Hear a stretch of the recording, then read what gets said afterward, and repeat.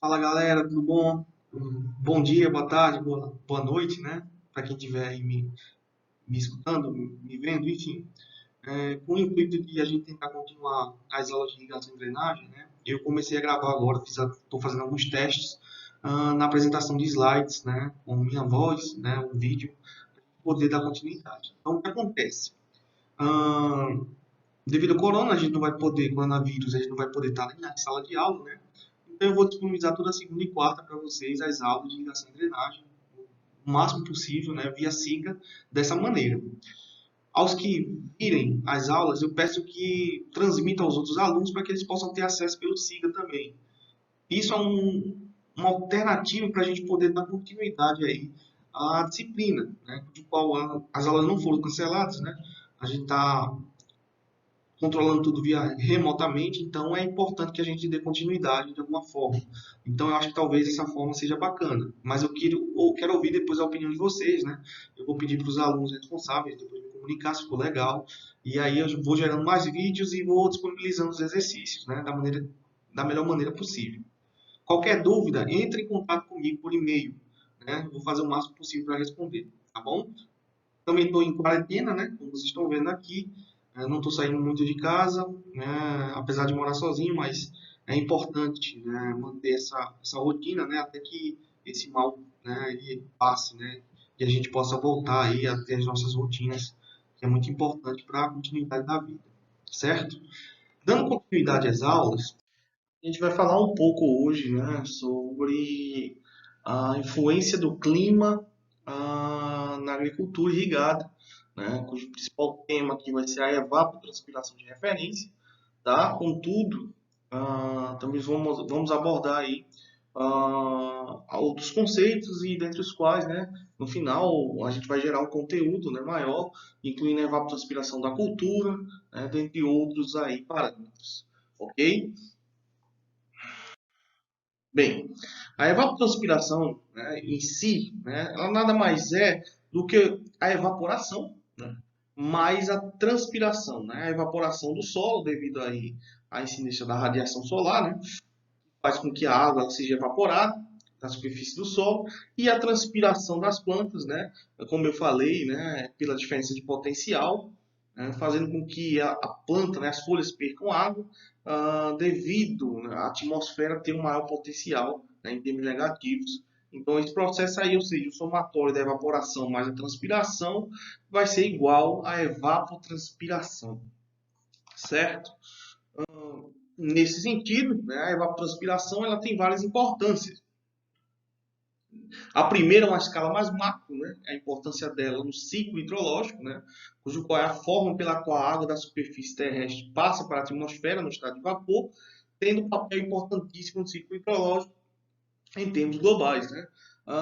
Até a imprensa, né, vem falando muito sobre essa questão dos rios, né, andantes, né, na atmosfera, né, devido aí a grandes florestas, como a floresta amazônica, né, que transpiram uma quantidade grande de água, né, e isso faz com que outras regiões sejam beneficiadas com a precipitação, né, em outros locais e esse ciclo se repete. Então a evapotranspiração na escala macro, né, ela tem uma importância, né, no ciclo hidrológico, né, para que esse ciclo ele se feche, né, então ele é de vital importância. Então, nesse sentido, né, primeiro temos a chuva, né, como um fator de recarga, e aí a evapotranspiração como um fator de perda. Então, em uma escala intermediária, a evapotranspiração assume um papel importante no balanço hídrico de microbacias hidrográficas, juntamente com a precipitação. Contudo, numa escala mais micro, né, uma escala mais agrícola, né, a gente tem basicamente aí que em uma escala local, o balanço entre a água que entra na cultura pela chuva e a que sai por evapotranspiração irá resultar na variação do armazenamento de água no solo, né? Ou seja, eu tenho aí um fator positivo de entrada que é a chuva e um fator negativo que é a evapotranspiração. Então, nosso objetivo nesse caso, né, é fazer com que esse balanço ele se iguale a zero, né, com auxílio aí da irrigação, né? Então, diferentemente na escala macro, né, que não se pode haver descontrole, então alguns meses do ano vai haver déficit e alguns meses do ano vai haver excedente, né, no balanço hídrico né, numa escala hidrológica maior, né? Numa questão micro, né, da agricultura irrigada, a gente vai ter a chuva e a evapotranspiração, né, basicamente esses dois, e aí com o auxílio da irrigação a gente consegue igualar a equação do balanço igual a zero, né, para que o sistema fique fechado, né, e consequentemente aí as culturas possam desenvolver sem nenhum problema de estresse hídrico. Bem, nesse sentido, né, temos aí que hoje, né, se utiliza em torno de 4,5 bilhões de metros cúbicos, né, dentre os quais, né, 71%, ou seja, 3,1 bilhões de metros cúbicos são utilizados na agricultura. Contudo, em 2030 aí, haverá um aumento, né, da demanda de água, principalmente aí devido à demanda populacional, né, já que ela também vai aumentar. Então, nesse sentido, aí vamos ter uma exigência de 6,9 bilhões de metros cúbicos para a humanidade, cujo qual, né, 65%, né, deve ser destinado à agricultura, né, sem ganho de eficiência. Né? Por isso aí a importância do reuso da água e o uso de águas aí de qualidade inferior para a agricultura, certo? Então, nesse aspecto aí, numa escala mais micro, como eu falei, né, vamos ter aí um balanço, né, com os fatores de precipitação, irrigação, evapotranspiração, escoamento para dentro da parcela, escoamento para fora da parcela, né, o lençol freático, né, entrando e saindo na parcela, a ascensão capilar e a depressão, né, ou drenagem profunda na variação do armazenamento. Esse aí, né, são os componentes do balanço de uma maneira mais complexa. E é nesse sentido que de toda a água doce utilizada, 70% é na prática da irrigação, sendo necessária a racionalização através do uso correto da evapotranspiração. Ok? Nesse sentido, a definição de evaporação, transpiração e evapotranspiração ela tem uma relação muito interessante com as questões fisiológicas da planta e também aí com os processos hidrológicos, certo? Bem, falando de evaporação, é um processo físico de mudança de fase, passando do estado líquido para o estado gasoso. A evaporação de água na atmosfera ocorre de oceanos, lagos, rios, do solo e da vegetação úmida. Né? E aí, temos que, para que ocorra a evaporação de água, há necessidade de energia. E essa energia é chamada de calor latente de vaporização, que em média corresponde a 2,45 megajoule por quilo. Ok? No caso aí, na temperatura de 20 graus Celsius. Falando da transpiração, o menor potencial hídrico das raízes provoca a entrada de água, a área de absorção depende da quantidade de radículas, e a água se move através da endoderme por osmose. E a partir daí, né, ela é carregada aí pelos vasos condutores, né, o xilema e o floema. A coluna de água do xilema é mantida por coesão das moléculas de água nos vasos, e bolhas de água bloqueiam o movimento. Né? E depois ela passa aí para as partes superiores, os órgãos superiores da planta, né? E aí o abaixamento do potencial hídrico da atmosfera, que é o mais negativo, promove a evaporação das paredes celulares. Isso promove a redução do potencial hídrico nas paredes celulares e citoplasma. Lembrando também que, né, os estômatos eles vão tentar regular essa transpiração das plantas. Quando ela vai perder mais água, eles vão fechar para evitar essa perda, né? Enfim, mas esse é o processo, que é basicamente a diferença de potencial do solo para a raiz, da raiz para as folhas e das folhas para a atmosfera, que é o potencial mais negativo, certo? Todos esses slides que eu estou colocando aqui, né, tem como base aí os slides do professor Paulo Centelles, da USP, né, o crédito é todo dele, né? Aqui é só para demonstrar em termos de fins didáticos. Bem, como é praticamente impossível se distinguir o vapor de água proveniente da evaporação da água no solo e da transmissão das plantas, a evapotranspiração é definida como sendo o processo simultâneo, né? Ou seja, o somatório da evaporação, né, do solo, da água no solo, mais a transpiração das plantas. Então, é dessa maneira aí, né, se define a evapotranspiração pela dificuldade de mensurar ambos de maneira separada, a evaporação e também transpiração, certo? E a partir daí, né, os fatores determinantes para a evaporação, né, são os fatores meteorológicos, dentre eles aí a velocidade do vento, que é um fator importantíssimo aí, tem uma influência muito grande na evaporação. A temperatura do ar, que regula, né, principalmente aí em períodos mais quentes, a abertura e fechamento dos estômagos, o sal de radiação e também a umidade relativa do ar. Isso tudo, né, determinado aí por uma estação meteorológica automática, né, pode ser útil para essas determinações, certo? Então, os fatores dependendo do sistema evaporante, né, o solo vegetado, onde, ao depender da cultura, a evapotranspiração ela pode variar. A altura das plantas, quanto maior as plantas, maior a extração de água, maior a transpiração, consequentemente, maior a evapotranspiração. A área foliar, quanto maior a área foliar, consequentemente, a transpiração também deve ser elevada. O tipo de cultura, cada cultura tem uma fisiologia, né, diferente, e nesse sentido, o comportamento também com o entorno do consumo de água também é diferenciado. O albedo, né, que é a relação com o índice de reflectância, é um fator importante. E a profundidade das raízes, né? Quanto maior o sistema radicular, maior aí a área de absorção de água, consequentemente, maior, né, deve ser a transpiração das plantas. Então, com relação ao solo, né, a quantidade de plantas pode influenciar na questão da evapotranspiração, já que o espaçamento e a densidade de plantio vai definir o número de plantas por área.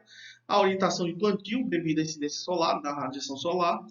O plantio direto, pois coberturas mortas, né, podem evitar aí, uma superfície, né, cobrir uma superfície que serviria como evaporação. Então, nesse caso, aí, a transpiração será predominante. E a capacidade de água disponível de cada solo, né, também vai influenciar aí na evapotranspiração, que pode se tornar uma evapotranspiração real, devido aí à baixa retenção, à baixa capacidade de água desses solos. O uso de quebra-ventos, como eu falei anteriormente, né, o vento em si, né, é um fator muito decisivo para a evaporação, né, na maioria das vezes. Então, nesse caso aí, esses são os fatores da cultura e os fatores de manejo do solo. Bem, com relação ao conceito de evapotranspiração, temos aqui a influência do clima numa superfície gramada, né, vai ser igual a evapotranspiração de referência, ok? Ou potencial. Então, a definição é a evapotranspiração de uma extensa superfície vegetal, com vegetação rasteira, normalmente gramado, em crescimento ativo, cobrindo totalmente o solo, com altura entre 8 e 15 centímetros, sem restrição hídrica e com ampla área de bordadura para evitar a advecção de calor sensível de áreas adjacentes. Certo? Então, nesse caso aí, um exemplo aí na Exalc, né, de lisímetros para determinação da evapotranspiração de referência. E aí, com relação à estimativa da evapotranspiração, temos o método direto, né, que são métodos lisimétricos, e o método do balanço hídrico. Os métodos lisimétricos, né, drenagem, de pesagem hidráulica, né, e o método do balanço hídrico, né, que a evapotranspiração pode ser medida, estimada pela equação do balanço, né, como vocês viram anteriormente, desde que se possa medir ou estimar os demais componentes, que é algo muito complexo, né. Estimar, por exemplo, escoamento para dentro e para fora da parcela não é algo muito simples de se fazer. O método da evaporação em tanques, né, o evaporímetros, são caracterizados com métodos de determinação da evapotranspiração de maneira indireta. Equações de Torquay, de Blaney-Criddle, equações de Hargreaves e Priestley-Taylor, que levam em consideração a temperatura e a radiação, e a equação de Peyman-Monti, que é um modelo combinado aerodinâmico mais modelo energético. Bem, dentre as primeiras, né, equações que eu irei apresentar, a equação de Peyman-Monti, né, é a equação hoje, né, de referência, principalmente pela gama de dados, né, que ela possui, né, então nesse caso a complexidade, né, e a leva pela FAO, né, a ser a equação padrão, certo? Se vocês forem observar, aí tem números, né, parâmetros a ser estimados, né? Então essa complexidade, né, essa abrangência que ela tem com relação à quantidade de dados, né, climáticos, a leva a ser a equação principal, né, considerada pela FAO. Contudo, existem outras equações, né? Nessas equações há uma melhor, digamos assim, uma maneira mais adequada de se mensurar a evapotranspiração quando se não tem uma estação meteorológica, né? Por exemplo, a equação de Hargreaves é um exemplo claro onde eu vou ter aí a radiação solar e também a temperatura apenas. Então, essas equações são mais simples, né? São mais fáceis de determinar a evapotranspiração. Apesar de não serem tão precisas como o Pema-Monti, elas, né, podem ser úteis, né, na estimativa do consumo hídrico das culturas, principalmente pela facilidade aí de estimar a evapotranspiração com poucos dados. Ok? Se vocês observarem a equação de Hargreaves, eu tenho apenas aí que estimar a radiação e as temperaturas máxima, mínima e média. Um exemplo, né, que a gente pode fazer, ó, calcule a evapotranspiração pelo método de Hargreaves para o dia 1º de dezembro, em que a radiação solar foi de 18 milímetros dia, já convertida, né? A temperatura máxima foi de 32 graus Celsius e a mínima de 18 graus Celsius. Fazendo aqui rapidamente, primeiro, uma coisa importante aqui é mínima, tá, pessoal? Vocês tirem o médio e coloquem mínima, né? Certo?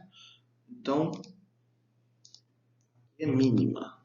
Mínima. Né? Temperatura mínima, certo? E aí, você tem, né, a máxima mais a mínima dividido por 2, tem uma temperatura média, que é 25 graus. E aí, utilizando a equação de Hargreaves, eu tenho aí a evapotranspiração de referência, né? Que aí vocês calculam e acham o valor, tá bom? Esse valor já foi dado em sala, inclusive, né? Acho que foi 6,6, se não me engano, certo?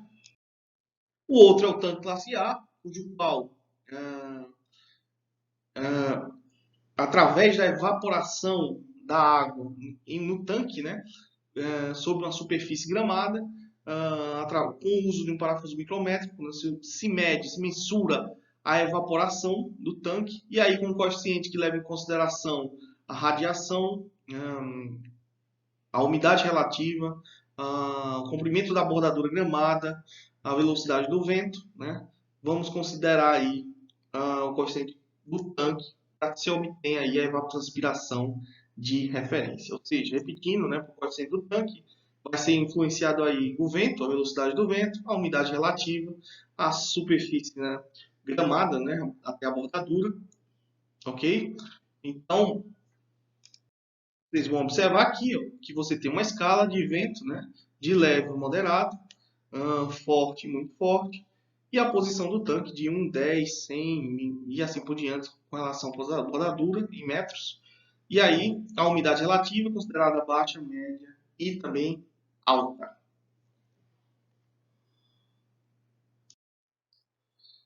Nesse exemplo aqui, por exemplo, né, a gente tem aí os dados aí acumulados de evaporação durante o ano para cada mês, certo? No mês de março, né, figura aqui em amarelo, né, eu dou um exemplo, né, determine aí pelo método TAN classe A para a localidade de Arco Verde, em um mês de março, né, cujo qual a umidade é de 40% a 70%. Notem aí. A velocidade do vento é de 175 km por dia e a posição do tanque em relação à bordadura gramada é de 10 metros. Então, vamos determinar aí a evapotranspiração de referência com base nos dados meteorológicos obtidos, né, de evaporação, com os dados de evaporação obtidos acumulados para o mês de março, né? Isso aí é um histórico de dados, né? Então aí eu tenho aí a evaporação média do mês. Então muitas vezes alguns produtores trabalham aí com esses dados por não terem tanto classe A ou até informações aí diárias da evapotranspiração, certo? Então nesse caso, com a base aí na umidade, velocidade do vento e a bordadura, gramado, vemos aí que a umidade é de 40 a 70 e a nossa velocidade do vento é em torno de 175 km, né, dia. Como leve é menor, então vamos escolher aí moderado, que está entre 175 e 425. A posição do tanque, né, é de 10 metros, portanto, né, chegamos aqui, né, ao valor de 0,70. Ok? Com isso, né, observem aí, a evaporação multiplicado pelo coeficiente do tanque, temos aí a evapotranspiração de referência mensal, né, de acordo com os dados aí históricos de evaporação, certo? Do tanque. Se eu quiser saber a média diária do mês, eu divido pelo número de dias no mês e aí eu vou ter a evapotranspiração média diária, que nesse caso aqui deu 3,23 milímetros. Então isso é um outro método aí de determinação de evapotranspiração, né, de maneira indireta, certo? Temos também aí, né, os de maneira direta, né, são os lisímetros de pesagem, né, cujo qual, pela relação de densidade da água, né, temos aí um lisímetro sobre uma balança, né, que ela vai contabilizar a entrada e saída de água, certo? E aí, como a gente tem uma superfície, uma área considera já obtida, né, sua área, né, gramada, né, a perda de água, né, em termos de volume pela superfície gramada, né, pela área, eu vou ter a lâmina evaporada, evapotranspirada, né, dessa grama, certo? Então, os lisímetros aí são um exemplo, vocês virem em agrometeorologia, muito claro, né, de determinação da evapotranspiração.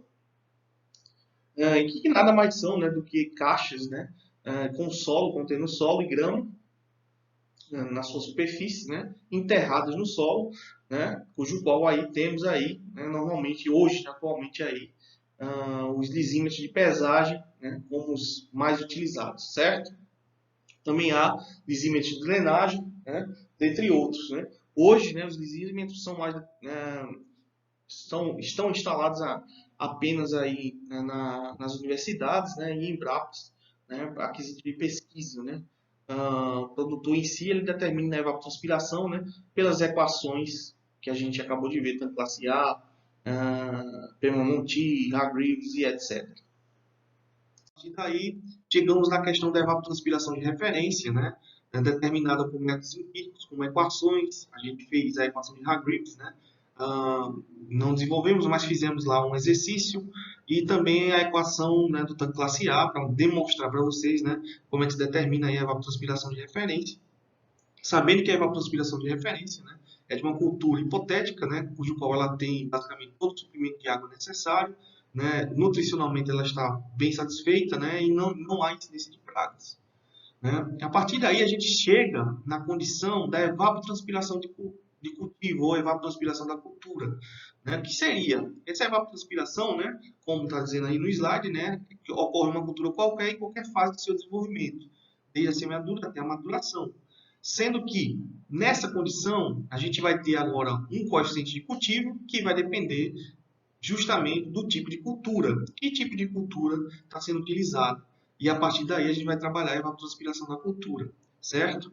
A evapotranspiração da cultura é essencial para projetos de irrigação, porque a gente vai precisar calcular a maior demanda, estimar a maior demanda hídrica da cultura, para que a gente possa calcular aí a questão da vazão disponível diária, né, para que os projetos da irrigação possam ser iniciados, né, com os cálculos de perda de carga e etc. A gente também falou sobre isso em aula há algum tempo. Então, esse KC, ou coeficiente de cultivo, né, ele vai variar de acordo com a fase da cultura, né, como vocês sabem. Né? A gente tem um KC inicial, onde a cultura ela basicamente é uma plântula, né, consegue absorver pouca água, né, e está desenvolvendo ainda a sua área foliar. Então, esse KC, normalmente, ele é um KC baixo. Né? A partir do momento que há um desenvolvimento pleno da cultura, você vai ter um KC médio, né, em tempos em dias, que é normalmente o desenvolvimento vegetativo. Esse KC, né, ele começa a ser aumentado, né, vai de um valor de 0 até um valor de 1 e pouco, né, até chegar aí o KC médio, né, onde a cultura está basicamente na fase de florescimento, frutificação, ou seja, na sua fase produtiva, e é nesse período, normalmente, que a gente tem a maior demanda de água, e é nesse período que a gente precisa encontrar essa maior demanda de água para poder fazer aí, estimar, né, essa maior evapotranspiração diária para os projetos de irrigação, que a gente vai ver lá na frente. Após isso, a cultura ela começa, né, a entrar no estado de maturação, senescência, né, e a absorção de água ela é reduzida, né, já que ela não está mais frutificando, não precisa tanto assim satisfazer essas necessidades fisiológicas, então esse consumo hídrico ele é reduzido. Então o que acontece a partir daí? O KC, né, também vai cair, certo? Então a gente tem aí, né, normalmente o padrão, né, de um início de KC, né, um KC inicial baixo, né, depois uma elevação devido ao desenvolvimento vegetativo e uma manutenção do KC devido à frutificação e florescimento e depois uma queda devido à senescência. Isso é importante se entender, porque a partir daí a gente sabe qual é o período de maior demanda que a gente precisa calcular. A grande questão, né, é que esse período, né, de evapotranspiração também está relacionado aí com a evapotranspiração de referência. Por quê? De acordo com o mês, né, das variações meteorológicas, como vento, incidência solar e temperatura e etc., né, a gente vai ter evapotranspirações de referências maiores em alguns meses e menores em outros. Então, saber a evapotranspiração de referência nos meses mais quentes, ela é importante para a gente poder utilizar o maior KC e assim encontrar a evapotranspiração de maior demanda, certo? Tem aqui um exemplo, né, muito básico, né? A gente vai fazer pouco hoje sobre irrigação, porque a aula de irrigação é só uma aula, né, na segunda-feira. Mas aqui a gente dá para entender basicamente o que é o estudo do KC, que é muito importante. Então, nesse exemplo aí, né, a gente vai determinar a evapotranspiração total da cultura da berinjela. Por que saber o somatório total é tão importante? Porque a gente precisa saber o volume demandado, né, para disponibilizar essa água para a cultura. Né? Então, isso é essencial. Você sabe que o volume de água pode ser calculado através da lâmina ou da evapotranspiração, né, total vezes a área. Né? Aí você vai ter, né, milímetro, que é litro por metro quadrado, e uma área em metro quadrado, corta metro quadrado por metro quadrado, você vai ter aí, né, um volume de água em litros, que normalmente, quando o volume é muito elevado, a gente converte em metros cúbicos, certo? Então, na berinjela, a gente vai ter aí o estudo aí da fase inicial, fase 1, né, que seria uma duração de 20 dias, a fase de desenvolvimento, né, das folhas, que aí tem uma duração de 10 dias, a fase de desenvolvimento das partes vegetativas, né, uma duração de 10 dias, a colheita, uma duração de 10 dias. É muito importante a gente saber as fases fenológicas. Por isso o estudo da fisiologia é importante também nesses casos. O conhecimento da cultura para saber a mudança de fase ela é essencial.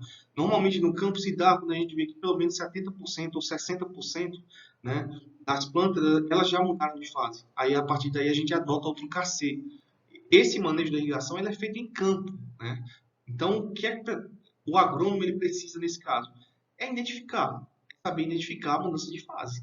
Né? Então, isso só se faz no campo, observando, olhando, para ver se a cultura realmente mudou de fase, não mudou, fazendo a porcentagem de plantas, né, visuais, que a gente observa que mudaram de fase, que não mudaram. E isso é muito comum em campo. Então, é muito importante essa observação. Né? Então, o agrônomo ele tem que estar em campo observando essas questões. Tá? Então, ó, aí a gente tem, nesse caso, né, meses, né, de evapotranspiração, onde a média diária, que eu já expliquei, né, ou seja, para janeiro, por exemplo, é 4,3 milímetros. Ou seja, todo mês de janeiro, né, a evapotranspiração média é de 4,3 milímetros. Dia 1, dia 2, dia 3, dia 4, dia 5. Se trabalha muito com essas médias históricas, né, como eu já falei anteriormente. Né, porque às vezes a gente não tem como estimar a evapotranspiração de referência, não se tem um tanque glaciar, não se tem uma Embrapa próxima que pode fornecer esses dados diariamente. Se puder, se tiver como estimar pelo tanque glaciar, pela equação de Hargreaves, Pemberton ou outra, excelente. Caso não, tenta-se trabalhar com a média histórica, ok? Então, na fase inicial, né, duração de 20 dias, a gente vai ter um KC aí de 0,52. Né? Na fase de desenvolvimento das folhas, né, a gente vai ter aí, né, um KC de 0,6. Então, depois na fase de desenvolvimento das partes vegetativas, né, frutificação, um maior KC, que é de 1,05. E depois aí a colheita, né, que você tem uma redução do KC, numa duração de 10 dias, vai ter um KC de 1, certo? Então, o início do ciclo ele começa no dia 1 de janeiro, né? Ou seja, na fase inicial, duração de 20 dias, eu vou ter aí para o dia 1 de janeiro, né? Até, passando aqui o slide, né? Na fase 1, até o dia 20, certo? Nesses dias, a evapotranspiração média diária vai ser de 4,3 milímetros, né? Como a gente viu lá, para janeiro. Então, o que acontece? Eu vou ter um KC para a fase 1 de 0,52. Então, utilizando a fórmula da evapotranspiração na cultura, eu vou ter o quê? Né? A evapotranspiração de referência, que no caso para o mês de janeiro é de 4,3. um KC de 0,52, então a multiplicação dos dois eu vou ter 2,24 milímetros dia, ou seja, todo dia, né, vai se aplicar uma lâmina de 2,24 milímetros para poder repor essa evapotranspiração, certo? Então, essa evapotranspiração é diária, é uma média diária. Então, para a fase total, o que a gente vai ter aí nesse caso? Né? A gente vai ter aí a evapotranspiração da cultura vezes o número de dias, ou seja, 2,24 vezes 20, né? Que dá um valor de 44,8 milímetros, certo? Esse valor é o valor da evapotranspiração total nessa fase. Então, somando com as outras fases, eu vou ter a evapotranspiração total da cultura. O que é importante também saber identificar o período de maior demanda, né, para poder mencionar um projeto de irrigação. Então, a evapotranspiração ela tem essa importância. Na fase 2, né, da cultura berinjela, que foi o nosso exemplo, que vai de 21 a 30 de janeiro, né, são 10 dias, eu tenho uma evapotranspiração de referência média diária de 4,3, né, para o mês de janeiro, e um KC, né, alterando o KC aí para a fase 2 de 0,60. Então, o que acontece? Né? A evapotranspiração da cultura vai ser igual à evapotranspiração de referência mesmo KC, ou seja, 4,3 vezes 0,6. Né? Multiplicando esses valores, eu vou ter um valor de 2,58 milímetros por dia. Sabendo-se que, né, a evapotranspiração total dessa fase, cujo qual a duração é de 10 dias, né, eu vou ter a multiplicação de 2,58 vezes 10, que dá em torno de 25,8 milímetros fase. Né? Ou seja, para a fase 2, né, eu tenho uma evapotranspiração aí de 25,8 milímetros. Essa é a lâmina necessária para suprir essa fase. Professor, mas eu quero saber o volume total. O que eu preciso saber, então? Eu preciso saber a área. Sabendo a área, multiplicando por esse valor da evapotranspiração, eu vou ter o volume total necessário. Bem, na fase 3, né, que vai do dia 31 de janeiro até o dia 31 de janeiro até o dia 9 de fevereiro, a gente tem uma questão importante aí. Seria o quê? No dia 31 de janeiro, ainda é janeiro. Né? Então, nesse caso, né, a gente vai ter uma evapotranspiração de referência média ainda de 4,3 milímetros. Né? E o KC vai ser mudado, já que é fase 3. Vai ser o maior KC, né? Porque a cultura está na fase de desenvolvimento vegetativo e frutificação, vai ser de 1,05. Então, nesse caso aí, a gente tem uma mudança em fevereiro, né? Já que a evapotranspiração de referência muda. Por quê? Porque as questões de incidência solar, né? Vocês virem a agrometeorologia, elas também mudam. Consequentemente, a evapotranspiração de referência ela vai mudar. Então, o que acontece? Nesse período de fevereiro, a evapotranspiração média diária ela passa a ser de 4,8 milímetros, ou seja, maior do que janeiro. Então, a gente vai ter que fazer a evapotranspiração da cultura no dia 31 de janeiro e depois, né, nos dias 1 e 9 de fevereiro. Então, eu preciso somar essas duas para ter o total da fase. O KC continua 1,05, já que a fase é 3. Então, fazendo aí a questão da multiplicação, por exemplo, né, para o mês aí de fevereiro, eu vou ter a evapotranspiração de referência, né, de 4,3 e o KC de 1,05. Portanto, eu vou ter uma evapotranspiração da cultura de 4,51. Mas só para um dia, né, porque só foi o dia 31 de fevereiro, de janeiro, dia 31 de janeiro.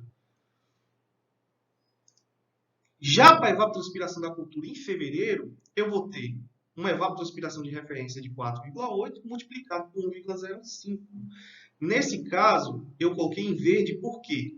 Porque aí está identificado o período de maior demanda hídrica da cultura, ou seja, esse período é o período que ela mais precisa de água. Então, para um projeto de irrigação, para eu fazer a questão do cálculo da vazão, lembra-se, cálculo da vazão, que Q é igual a evapotranspiração em metros, né, vezes a área dividido pelo tempo de bombeamento. Lembra que a gente fez isso lá no início da aula? Então, saber essa maior demanda é essencial. Então, nesse caso, foi identificado aí a maior demanda, ou seja, de 5,04 milímetros por dia. E isso acontece no mês de fevereiro, devido à elevada evapotranspiração de referência e o maior KC da cultura. Então, a partir daí, né, no dia 31 de janeiro, a evapotranspiração da cultura total parcial da fase vai ser a evapotranspiração da cultura vezes o número de dias. Então, eu vou ter 4,51 vezes 1, porque só é um dia, né? Um dia 31 de fevereiro. Então, 4,51 milímetros nessa fase. E no dia 1 a 9 de fevereiro, eu vou ter, né, a parcial dessa fase, ou seja, 5,04 vezes 9, então 45,36 milímetros fase, certo?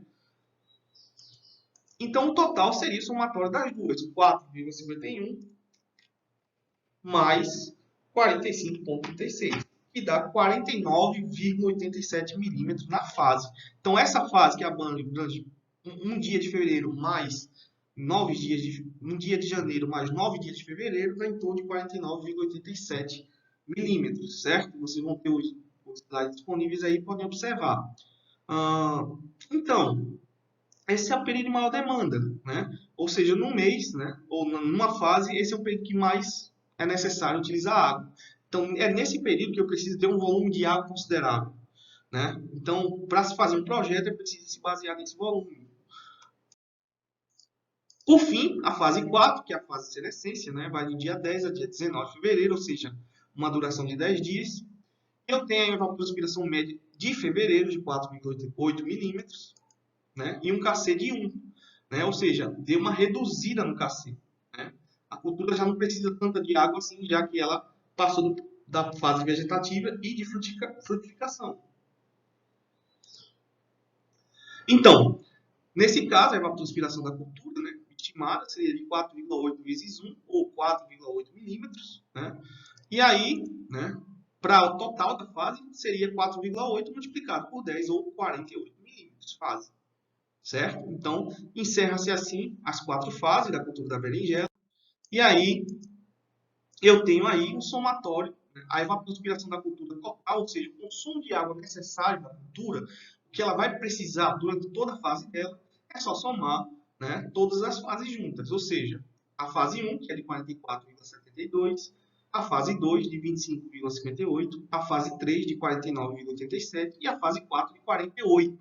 Então, eu tenho aí, né, nesse caso, uma evapotranspiração total de 168,17 milímetros, ou seja, essa é a quantidade, em termos de lâmina, total que a cultura vai precisar, né, para poder aí, né, ter suas exigências hídricas supridas, certo? Como saber esse volume total? Multiplicar pela área de cultivo.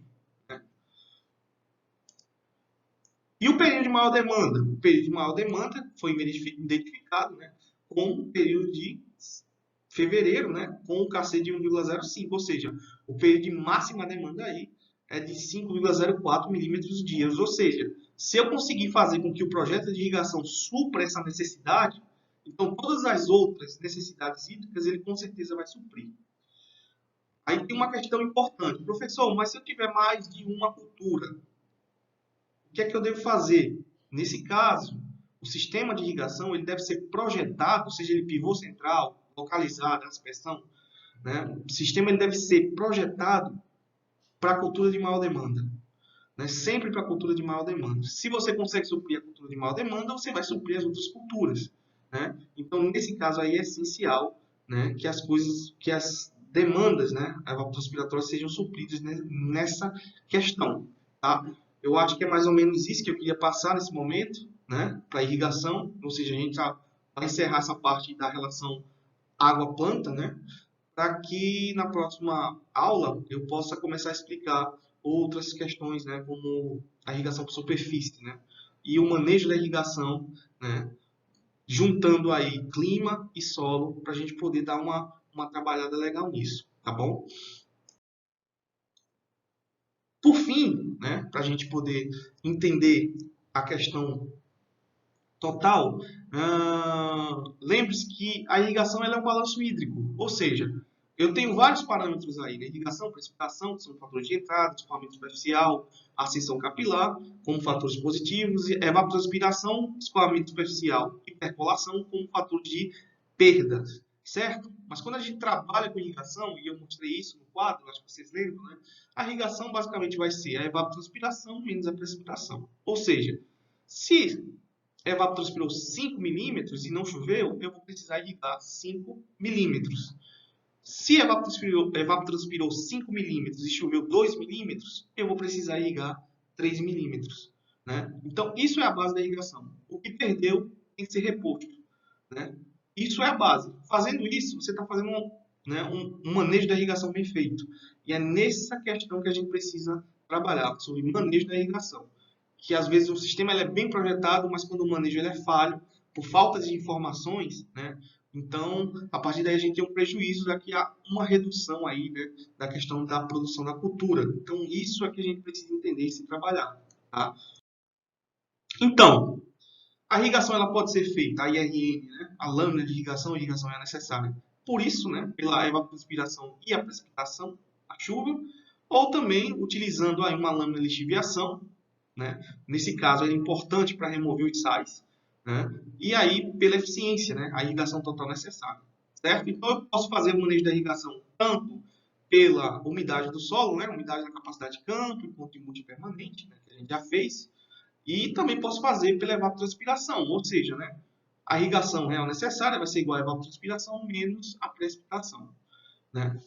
O que é importante? Fazer um manejo, seja ele via solo, né, pela umidade na capacidade de campo e ponto de murcha, seja ele via clima, nesse caso aí baseado na evapotranspiração. Esses são os dois tipos de manejo da irrigação muito utilizados, né, atualmente, né, na agricultura irrigada. Né? Eles são o que há de mais atual em termos de agricultura. Tem outros manejos? Tem sim, né? Por seiva, né? Por medição de área foliar, mas eles ainda não são interessantes e a gente vai falar isso em uma próxima aula, né? Para dar continuidade aí a essa questão. O mais importante é que vocês entendam que o manejo da irrigação ele pode ser feito tanto pelo que eu falei, né? Do solo, né? Umidade, da capacidade de campo, umidade de ponto de multi, densidade, profundidade do sistema radicular e aquele fator F, né? Que é o fator aí de limitação, né? Do uso da água, como também pela evapotranspiração e chuva, né? Irrigação real necessária igual a evapotranspiração da cultura menos a precipitação.